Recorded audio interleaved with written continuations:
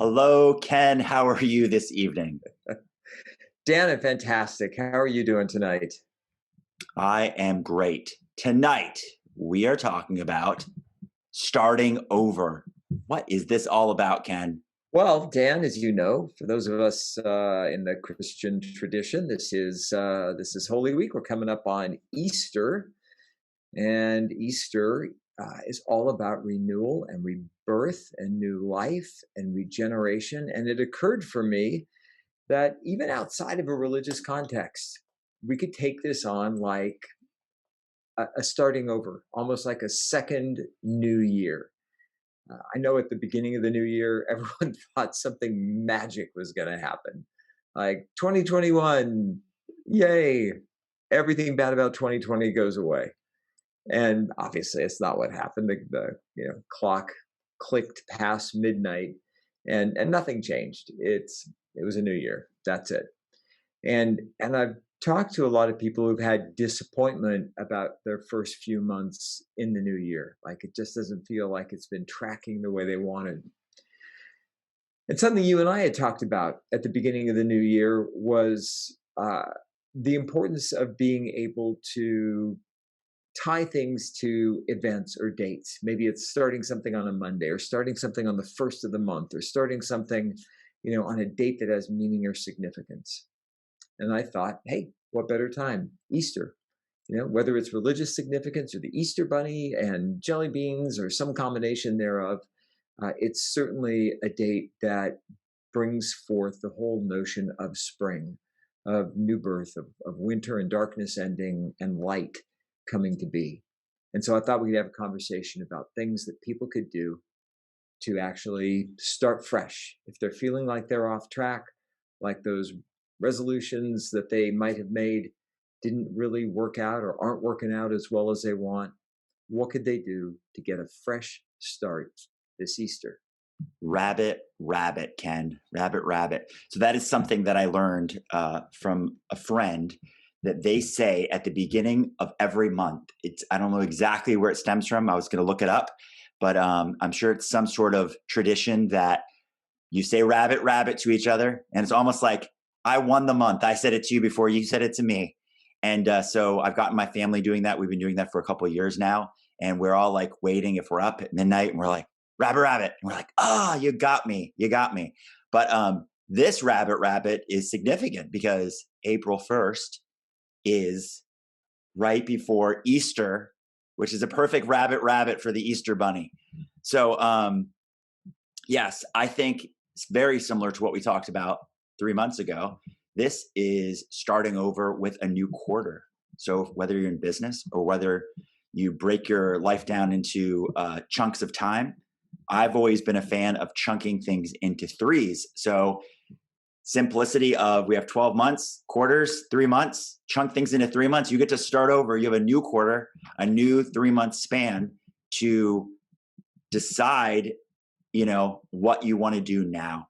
And I'm a huge proponent of the past doesn't equal the future. I don't think we should spend any time dwelling on what already happened or what didn't go the way we wanted it to. I think you just have a chance now to say, what do I want to happen? And make that new commitment. Somebody came into my office and they looked over at my whiteboard and it says, 3 commitments, 1, 2, 3.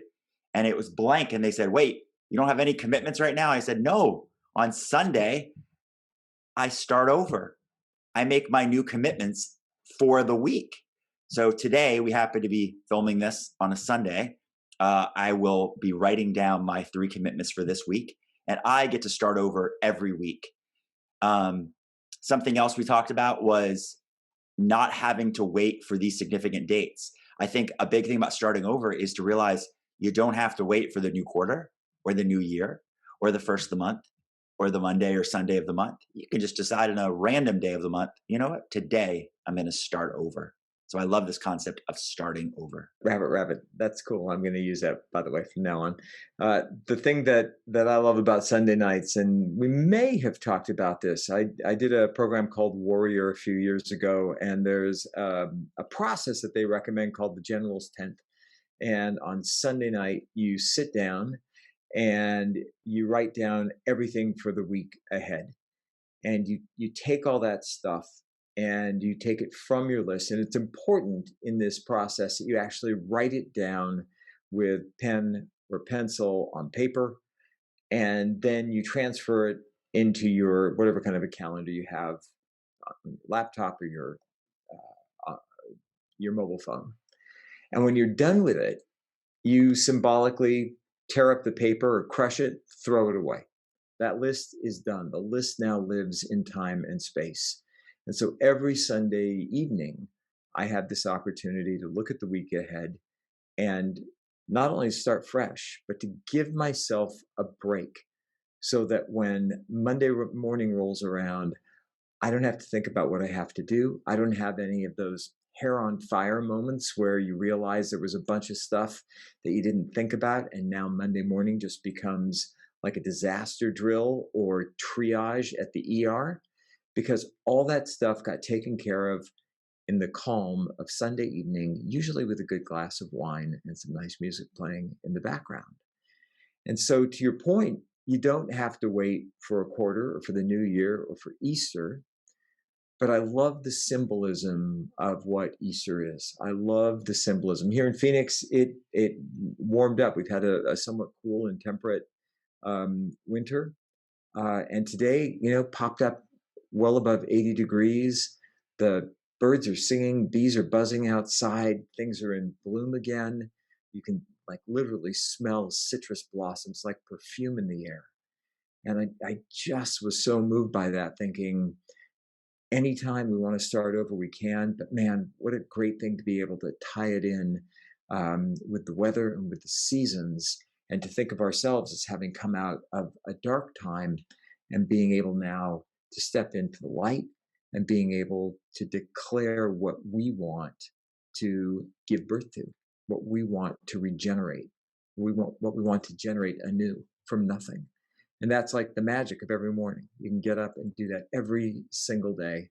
This is a perfect season to be reminded of that. Anybody who's listened to us before knows that I love, love, love the whole AA concept. I'm sure they didn't originate it, but they definitely love it, of one day at a time, right? And one day at a time is a great way to think about you have a chance to start over every single day.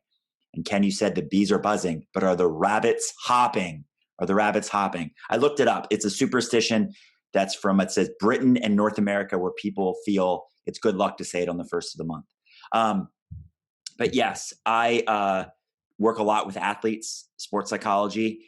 And one of the things that we spend time on once we kind of get past fundamentals is starting over, in the sense that we get new games, right? So whatever sport they're in, there's a game, there's a match, there's some sort of competitive thing where there's a score, and at the end, that game is over. And while we do spend time to learn from what just happened and reflect back on, what we did well and what we can improve upon moving forward, the great news is you get to start over. You have a fresh new game. If we boil it down, the goal of anybody is like to look at it, let's say a baseball, like inning by inning or out by out, or even the ultimate pitch by pitch, right? So there's a chance to start over multiple times. So I think for all of us, we need to start with the big picture, right? Like we can go to the new year and go, wow, we're starting over. It's the new year. And then we can start to be even better and say, oh, new quarter, right? New month, new week, new day. But it could be down to like new minute, new hour, right? The past doesn't equal the future unless you live there, unless you spend time just sitting there dwelling on it. So Tony Robbins is saying, how long does it take to make a change? And he says an instant. It's like a split second, right? You just make a decision. I just decide right now I'm going to do something different. And I jump off of my conditioned programming of doing the same thing over and over. And I just in this moment go, right now, I'm going to decide to do something new.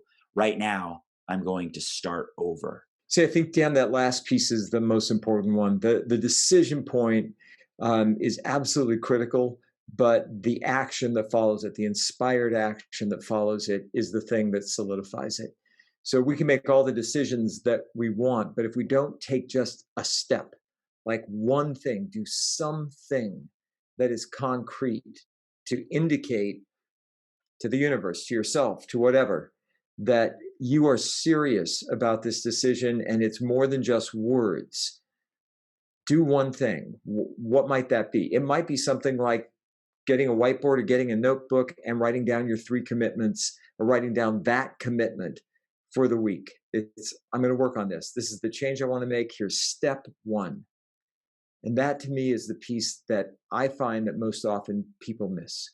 It's like, well, I thought about how I wanted to change, but did you take a single inspired action towards it?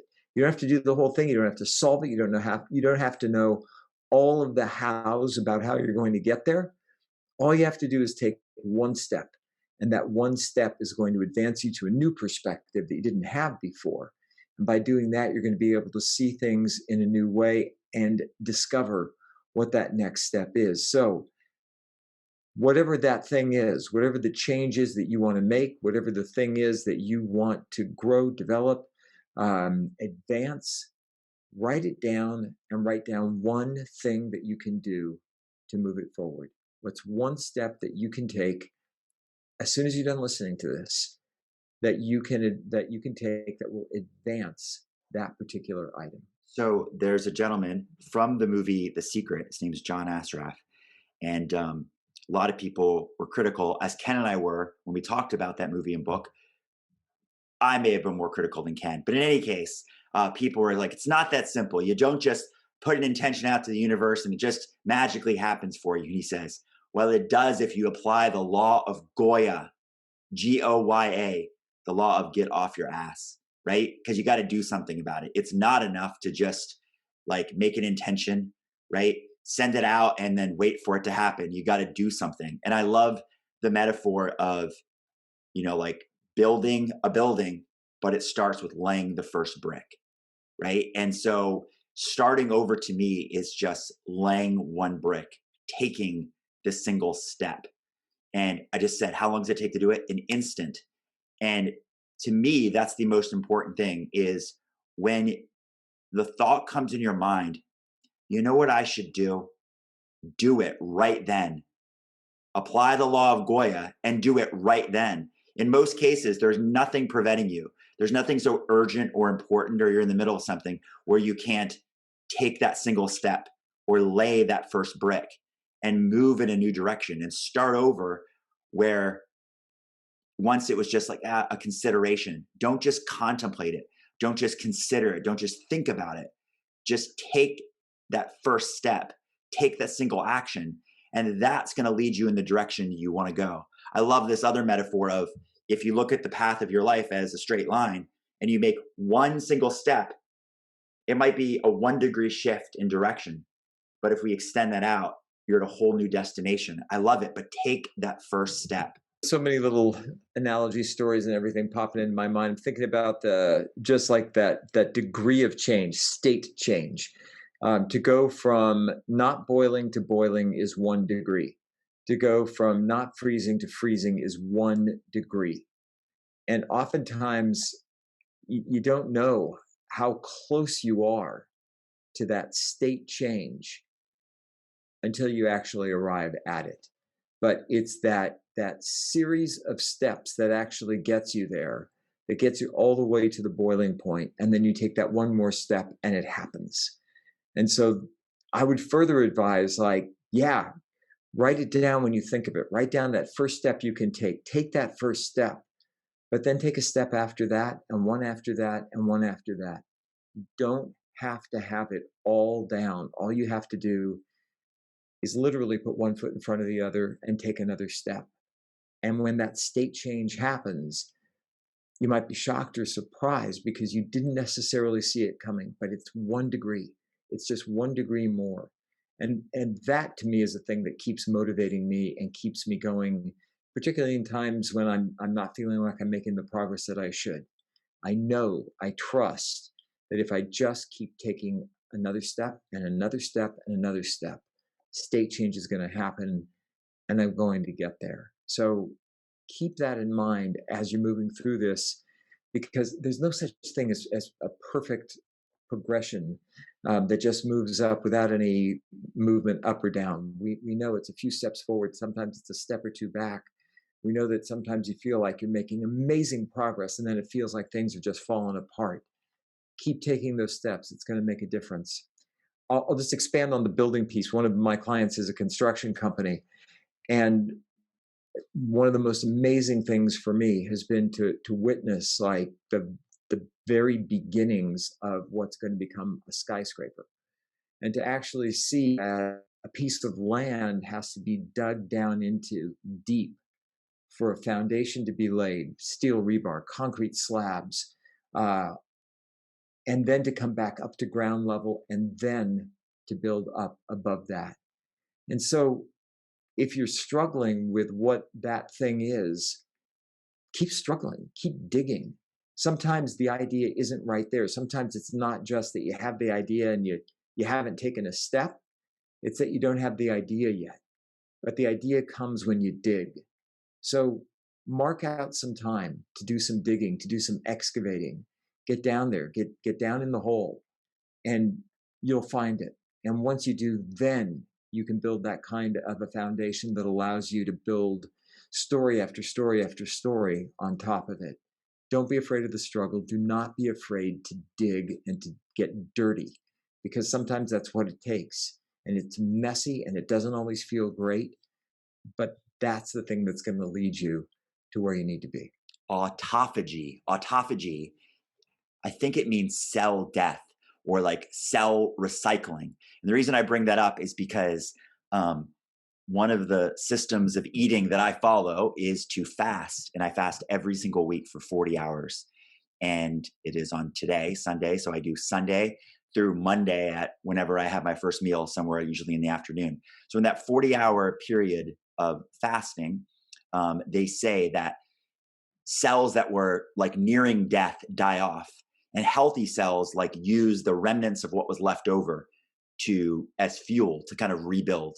Like, so cell death, autophagy, or like recycling of cells. And I say that because one of the greatest things I ever heard was, I think it was Deepak Chopra, and I'm sure he heard this from other people, but he said that we are 100% new individuals with all new cells every 7 years. And I'm sure that's a generalization. I'm sure it's not exactly 7. It's different for every person.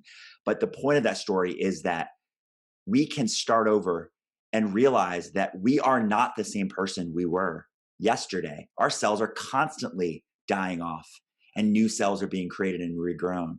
And they've done studies that show that a lot of times the reason we are like broken records who repeat the same things is because when we follow the same patterns of every area of our life, our cells will duplicate in the exact same way. So by making that shift or making that change or starting something new, we have a chance to recreate new cells to take over for the old cells that will literally produce a new person in us.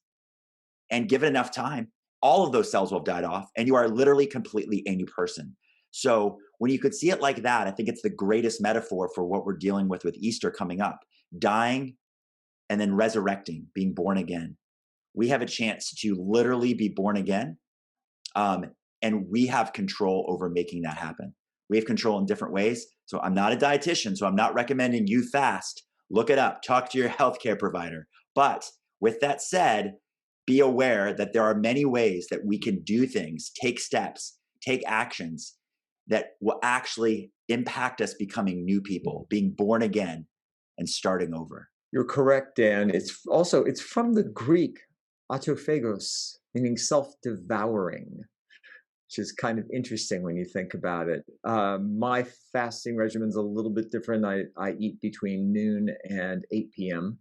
And then during that other, 18 hours, or whatever the period of time is, this process happens. And it's fascinating. You can look up what occurs during each hour in terms of cell regeneration, in terms of different body systems pumping different things out.